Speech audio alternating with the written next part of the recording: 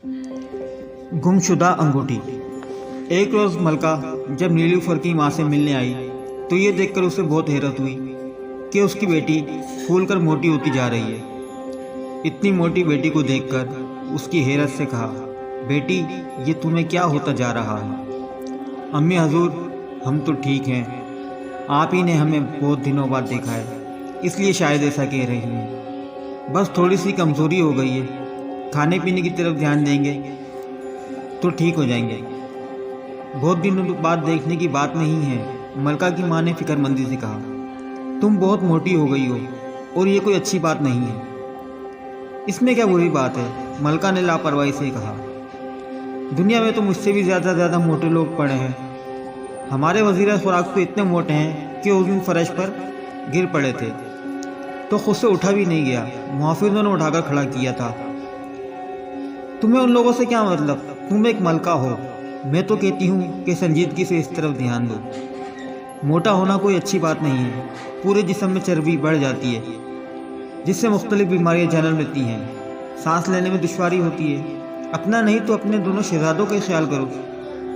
क्या चाहती हो तुम कि वो सौतेली माँ के साए में परवरिश पाए?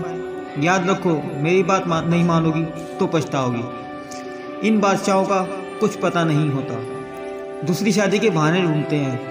फिर बेटी ने ना आराम से एक कोने में। मलका अपनी बात का जवाब देने ही वाली थी कि बादशाह अंदर दाखिल हुआ। दोनों को बातें करते देखकर उसने कहा, हम माफ़ी चाहते हैं कि आपकी बातों में मुखल हुए। फिर वो मलका से मुखातिब हुआ, परसों पड़ोस के बादशाह हमारे मुल्क तशरीफ़ ला रहे हैं। हमने सोचा आपको बता दें ताकि आप तैयार रहें। पड़ोस में तो कई मुल्क हैं, आप किसकी बात कर रहे हैं? मलका ने पूछा। वही हमारे दोस्त बादशाह जिनकी मलका दुबली पतली सी है। ये कहकर बादशाह तो चला गया। मलका की माँ ने शायद नज़रों से उसकी तरफ देखने लगी। मलका के भी कान खड़े हो गए थे। माँ से बोली, बादशाह सलामत अपने दोस्त का नाम भी तो ले सकते थे, उन्होंने दबली पुतली वाली निशानी क्यों बताई? बेटी मैं इन मर्दों को खूब जानती हूँ, हर बात घुमा फिरा कर करते हैं, उसकी माँ ने जवाब दिया। मलका सोच में पड़ गई और कुछ देर बाद बोली, अम्मी हजूर आप ठीक के नहीं हैं, मैं गलती पर थी। अब मैं अपना ख्याल रखूँगी और पहले वाली नीलूफर बन जाऊँगी। बादशाह सलामत के इरादे ठीक नज़र नहीं आते। ऐसा ना हो कि उनकी दो मलकाएँ हो जाएं, एक मोटी और एक दुबली। मुझे याद पड़ता है कि चंद दिनों पहले जब मैं उनके पास बैठी थी और किस्सा को उन्हें कहानी सुनाने आया तो उससे कह रहे थे कि 12 मन की धुमन वाली कहानी सुनाओ। मेरी किसी बात से नाराज़ हो गए थे तो बोले, मलका तुमसे तो बात करना ऐसा ही है जैसे भैंस के आगे बीन बजाना। आप ठीक के नहीं हैं, वो भी मेरे मोटापे से खुश नहीं हैं, मगर डर के मारे कुछ नहीं कहते। हाँ, अलबत्ता घुमा फिरा कर इशारों में मुझे एहसास दिलाने की कोशिश करते रहते हैं। बेटी को कायल होता देखकर मलका तो खुश हो गई।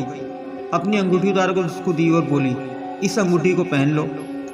इस वक्त तो ये तुम्हारी उंगली में मुश्किल से ही आएगी, वजह तुम जानती ही हो, मगर जैसे जैसे तुम दुबली होती जाओगी ये उंगली तुम्हें ढीली पड़ती जाएगी।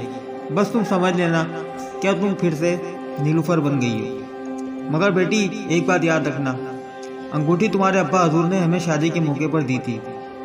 इसको अपनी जान से ज़्यादा संभाल कर रखना। मैं फिर कभी आऊँगी और वापस ले लूँगी। मलका नीलूफर ने माँ से अंगूठी ले ली और बड़ी मुश्किल से उसे एक उंगली में पहन लिया। इंसान कोशिश करे तो हर चीज़ मुमकिन है। मलका नीलूफर ने दुबला पतला होने की कोशिश शुरू कर दी। उसने पहले की तरह खाना पीना छोड़ दिया। पहले उसका ध्यान हर वक्त खाने पीने की चीज़ों की तरफ लगा रहता था और वो सुबह दोपहर और रात का इंतज़ार सिर्फ इसलिए किया करती थी कि खूब मज़े से तरह तरह के खाने खाए जाए। अब उसने अपने से ज़्यादा खाने वाली चीज़ों पर आदत पर काबू पा लिया था।